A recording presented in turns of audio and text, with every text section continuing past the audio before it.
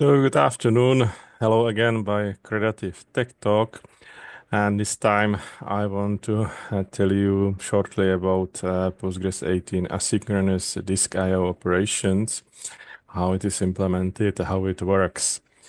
So I hope it will be interesting for you and you will learn new things. I work for a German company called Creative. We offer support of open source products, and Postgres is one of our biggest topics. We have other topics, so don't hesitate if you need some support for open source products. Contact us, we will definitely help you. Here are a few words about me. I am originally from Czechoslovakia, Czechia, now living 12 years in Berlin, and I worked quite a long time with many different databases and with many different data processing products and platforms. And lately, I also dived into large language models, AI, and machine learning algorithms. You can find all my slides on GitHub and recorded talks on YouTube. So when we want to talk about asynchronous I/O in Postgres 18, we must first mention streaming I/O implementation, which was added in Postgres 17. And it was a huge improvement because it allowed to uh, make reading request for multiple pages at once. Because previous implementation was that backend requested page by page, and either that page was found in operational system cache or had to be read from the disk, put into cache, and then into Postgres shared buffers. This streaming I/O this started to use more systematically existing Linux functionality and to really compress more pages into one reading request and ask kernel to prefetch those multiple pages in advance. This way, it could read-write multiple pages in one syscall, and it already improved performance of, for example, sequential scans up to 30%. But it was still synchronous, one at a time, request per backend process. So it still did not utilize full capabilities of modern storage devices. Here is a link to the slides from European Postgres Conference 2023, where author talks about the implementation. He's one of the contributors who worked on this implementation. And here is also article about streaming I/O in Postgres 17 if you want to know more details. It was Postgres 17. Now we have Postgres 18, and with Postgres 18 comes fully fledged asynchronous I/O. Although authors they warn that current implementation is still only minimal. It does not support writes, so OLTP operations like inserts, updates, deletes will not benefit from these changes, but some other operations will. And this Postgres 18 asynchronous I/O significantly improved performance, especially large sequential scans, bitmap heap scans, vacuum. Some benchmarks show results up to 3 to 4 times faster. Of course, depends on use case. I have also seen benchmark demonstrating that there was no improvement at all. And also, what is like big deal, it improves read operations on cloud databases with network attached storages, where latency was the main issue.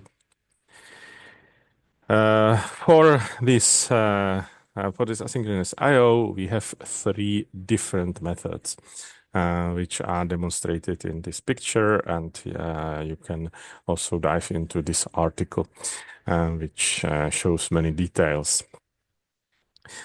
So these three different methods, they can be configured by setting called IO method, and the default value is worker, meaning this asynchronous IO will use background worker processes, pool of background workers.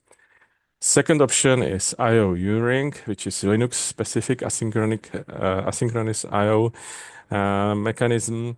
And a third method is called synchronous. This is fallback synchronous method, but it still uses this new asynchronous IO API. So old code was removed fully, and everything is now using that new code. And if we decide to use that method worker, we must also configure amount of those background parallel workers. And there is this setting IO workers. So here default value is worker, but here we have workers. And the default value is 3, meaning 3 background parallel workers. But articles warn that this number is too low for larger systems. And I will also demonstrate it when I will talk about how it is implemented. So general recommendations start somewhere with 1/4 of totally available CPU threads, and some benchmarks suggest to go up to 1/2 of available CPU threads to improve overall throughput. First, let's talk about this Linux IO U-ring method, which can be very interesting, but also slightly dangerous. So let's explain. This IO U-ring method is a modern Linux IO interface, which needs modern Linux, at least 5.1 or newer, which might sound strangely because majority of new versions, they are now running 6.1 and 5.1 is quite old. But I could see that many people are still running quite old versions of different Linux distros. So 5.1 might be even a problem for some systems. We can check using this uname -r command. It will show kernel version. It also requires Postgres to be built with liburing support. And to check it, we can either use Linux command, pgconfig, configure, and use grep to highlight in color if among those building parameters is also a liburing, or we can use select from pgconfig function inside Postgres. They will both show if liburing was enabled, or we can check on Linux level if Postgres binary has dependency to Linux library uring. If it has that dependency, it will show that dependency, this command, and will show if it is satisfied or not. How this Linux IO uring method works, and those are generally 2 ring buffers, one for reading requests and second for responses. And kernel processes these requests asynchronously, and that completion queue is consumed back by those backends. Of course, it's a very low-level implementation, so it is quite efficient. But that low-level implementation is exactly a security risk. Because when IO uring method was released, some companies raised the flag that it is security issue because it can hide I/O activity of rootkits and malware. Problem is that I/O Uring method bypasses traditional I/O systems, reads and writes calls, and also a network sends and receives. And therefore, rootkits and malware, by using directly this I/O ring method, can hide their I/O activity because, unfortunately, many detection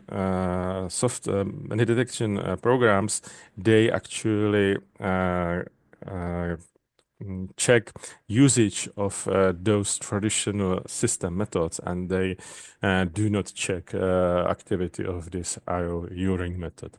And Google reported back in 2022 that around 60% of kernel exploits used actually this I/O Uring method. So there was this famous article from Armo company about this security issue. In reaction on it, some companies like Sysdig added new detection rules for abuse of I/O Uring. Here is a page from their software, and here is article about it.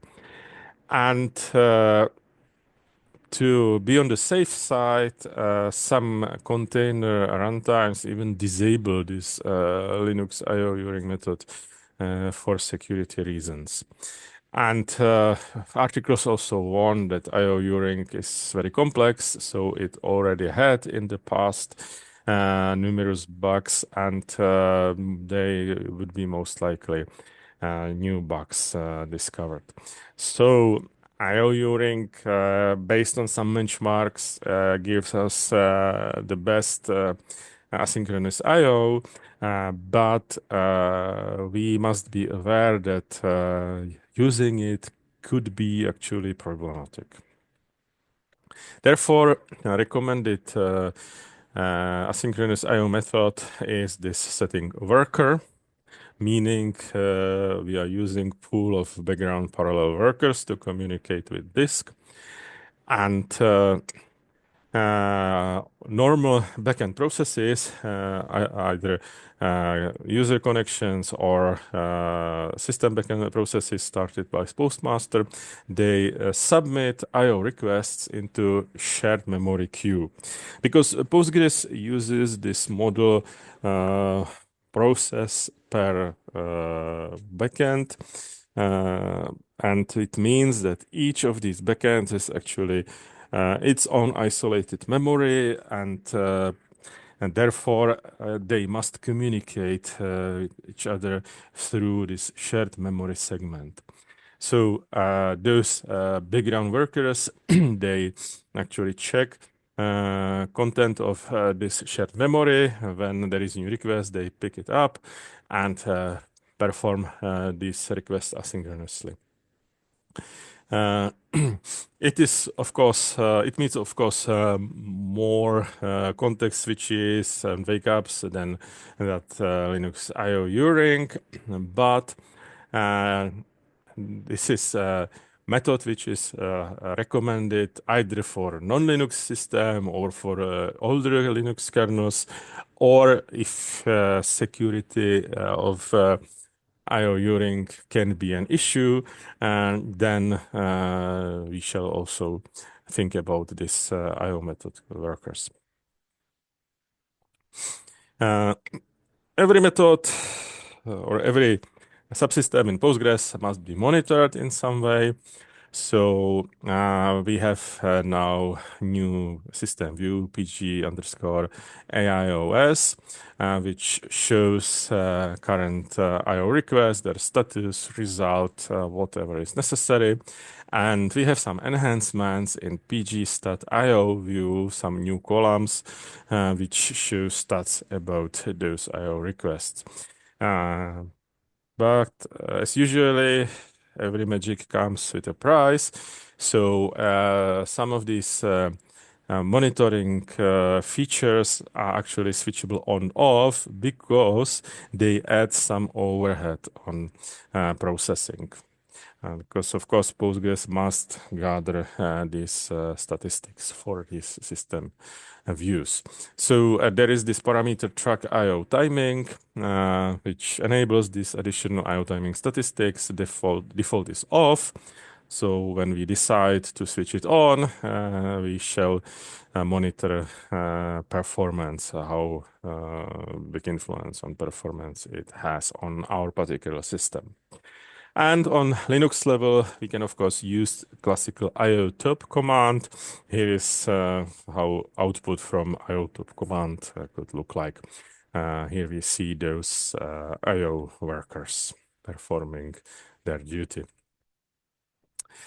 And we have two other configuration parameters which are new in for this method. We need to set how many data pages can be combined into those requests. So we have two parameters, IO combine limit and IO max combine limit. And setting is either in number of pages if there is no unit, or we can use a kilobyte, megabyte for setting these values. So default value is 16, meaning 16 data pages combined into one request, which is 128 kilobytes. This setting is dynamic. We can change it on demand. And optimal value depends on underlying hardware and operational system capabilities, because either in hardware or in operational system, everything has some segment size limits, buffer limits, whatever limits we can imagine. So when we will experiment on our particular hardware, our particular operational system, there will be some threshold. And when we reach a threshold, increasing that value above this threshold will have no further effect, because we have reached limitations of our environment. And to be on the safe side and not allow users to experiment wildly with these settings, there is this IO max combine limit parameter, which is static, meaning its change requires restart of Postgres cluster. Default value is currently also 16 data pages. And this is maximum limit for this dynamic setting, IO combine limit. Meaning if we will try to widely experiment with this value, and we will exceed this IO max combine limit, we will not see any change, because this IO combine limit will be kept on this IO max combine limit. Documentation immediately says that this setting 16 is too low for Unix systems. This settings is actually optimal for Windows with their internal limitations, but on Unix, according to documentation, we can immediately go to 128 data pages, meaning 1 megabyte. But of course, we must understand that with higher values, we also can face higher memory consumption, higher structure sizes. So, and there is always some sweet spot, and beyond it, we cannot improve behavior of this feature. Well, there are also two other configuration options, which we already know from previous versions, and we all probably read a lot about it. So here is this IO max concurrency, which defines maximum number of concurrent IO operations per process. Default is -1, meaning Postgres selects a number based on shared buffers and maximum numbers of backends. But this value is also kept to 64, and it is static, so requires a restart to change.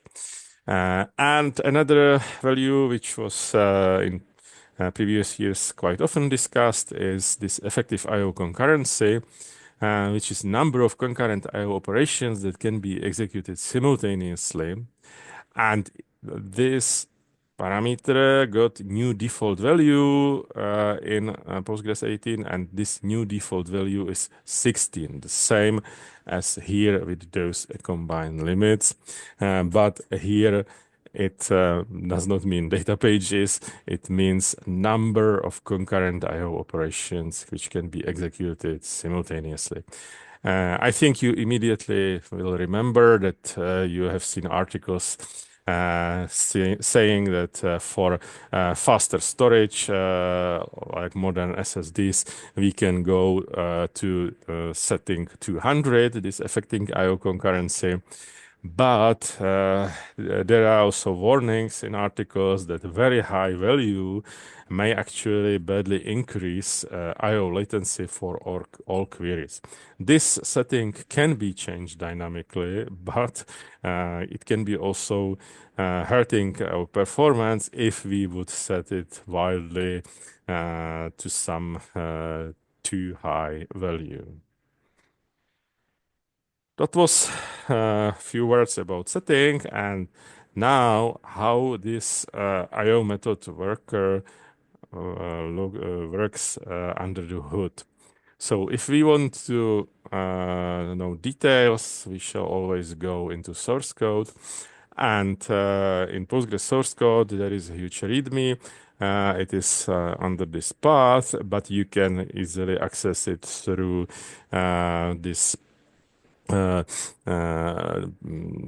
Oxygen Postgres documentation pages. So here this link will lead you directly into reformatted README, which will give you better overview of all that implementation. And the source code of this worker method is under this path, src backend storage AIO, file method underscore worker.c. And here there are many commands, which of course are not included into documentation. So here we can find a lot of explanation. So how it works under the hood. Postgres main process postmaster creates on startup a pool of those background worker processes. It is actually quite similar to parallel processing of queries, except that those parallel workers for those queries, they are actually started on demand based on query plan for that particular query. But here, this pool of background worker processes for the asynchronous I/O is started on startup.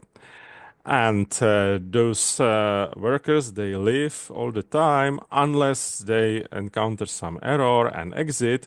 And if it happens, then Postgres restarts starts a new worker to replace that one which exited due to some error.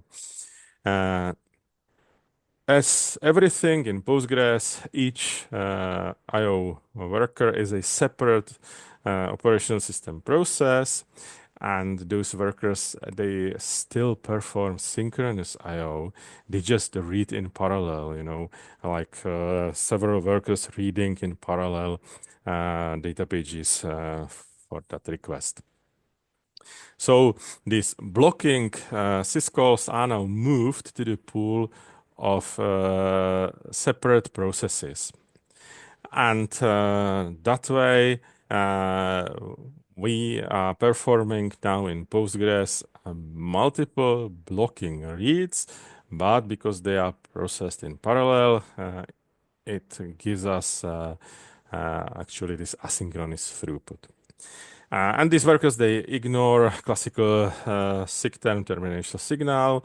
They get explicit shutdown via special SIG USR2 signal later in the shutdown sequence, because we must be sure that everything was performed as necessary.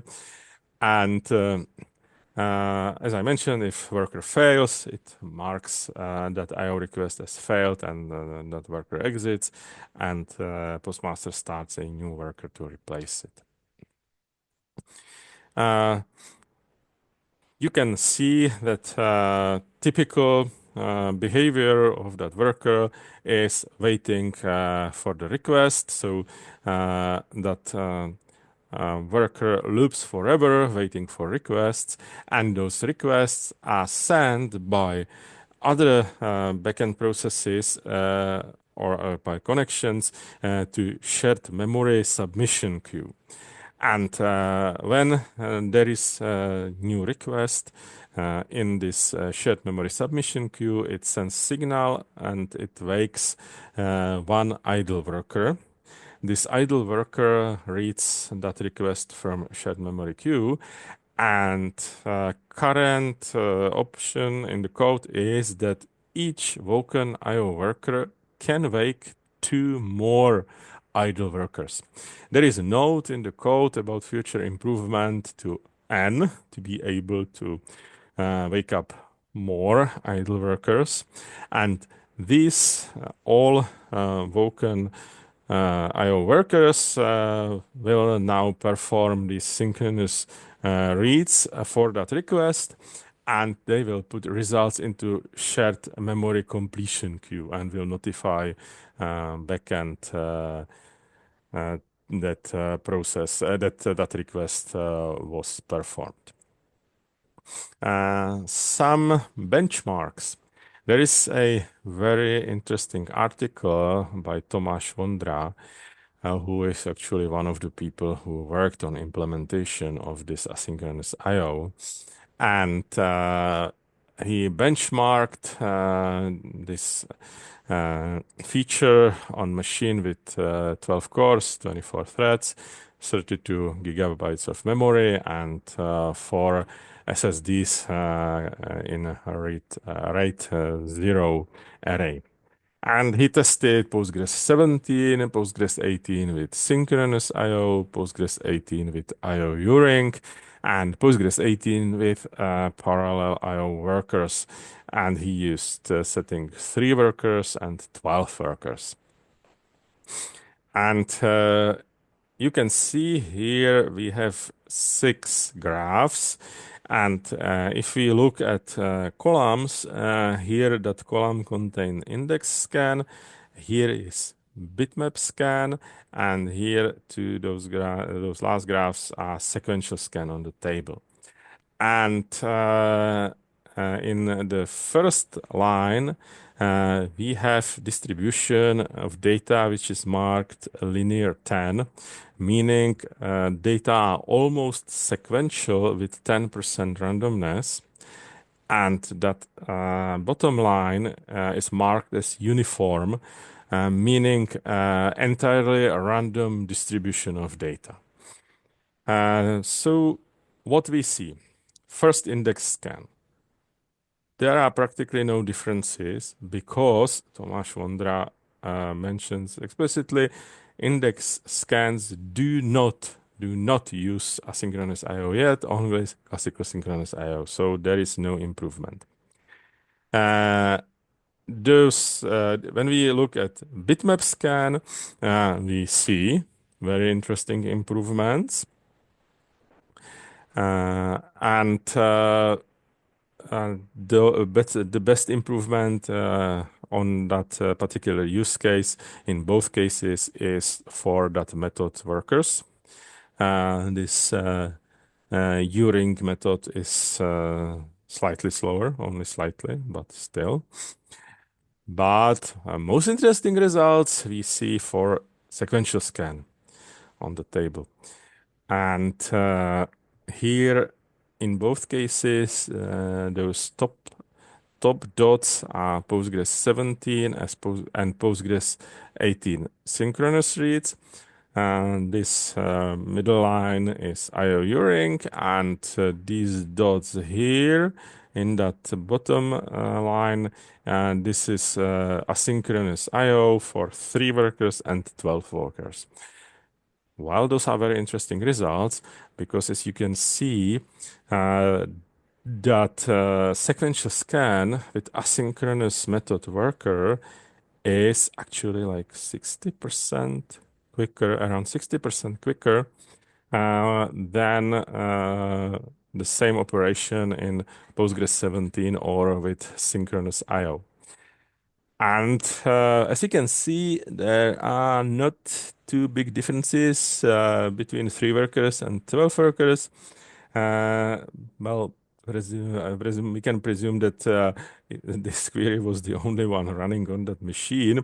So it is not exactly like a real production situation.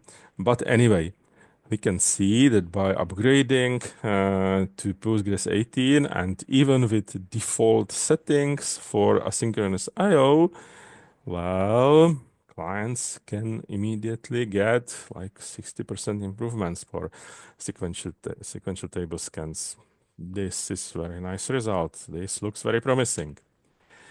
And one of the use cases I mentioned before is actually asynchronous IO on cloud databases with those network attached disks, which have big latency. And there is a link to article which explicitly checks this particular benchmark. And I took this graph from that article. As you can see, again, here is Postgres 17, Postgres 18 synchronous, Postgres 18 with asynchronous IO, 3 workers, 6 workers, 16 workers, and Postgres 18 with IO Uring. And tests have been done on Amazon RDS instance with 32 CPUs, 64 gigs of RAM, and 100 gigabyte volume with 20,000 IOPS. Blue line is cold cache, red lines are warm cache, and smaller number is better. We can see that starting with cold cache on Postgres 17 gives us very huge latency, but here those workers, 6 workers or 16 workers, it's like 50% better. IO Uring here with cold cache is even better. And yeah, we can presume that those cloud providers, they will try to get their customers the best performance. So they will definitely find the ways how to make this IO Uring method working safely. And therefore, we can see very interesting improvements on cloud environment. This is like, I don't know, 70% improvement. Very nice result. But with warm cache, those workers, all workers performed quite equally, and it looked like they performed even better than IO Uring. So using worker methods with proper setting seems to be sweet spot for many use cases. Okay, so let's do some recap. Which operations benefit from asynchronous I/O? So mainly major core operations like heap sequential scans, meaning plain selects and copy style scans. Also analyze, which makes sampling on those tables, vacuum of heap tables and B-tree indexes, and B-tree heap scans if query planner decides to use them. And those are operations which usually know many future block numbers in advance. And they can that way request those future blocks in advance while doing other useful CPU work. Another operations do not yet use asynchronous I/O, and we already mentioned B-tree index scans, including index-only scans, recovery, replication, code path. Yeah, this is the question. If there would be some option for using asynchronous I/O, we will see. Write operations, of course, insert, updates, deletes. They still do synchronous operations, and also small lookups like small index and single heap page scans. And there is no much space for benefiting from asynchronous I/O, although they are processed still by this queue and those parallel workers, but most likely just by that one Loken parallel worker, because that request is very small. Autovacuum, of course, will benefit because it uses the same code path as vacuum and analyze. And therefore, those large tables will benefit. Running vacuum on large tables will benefit.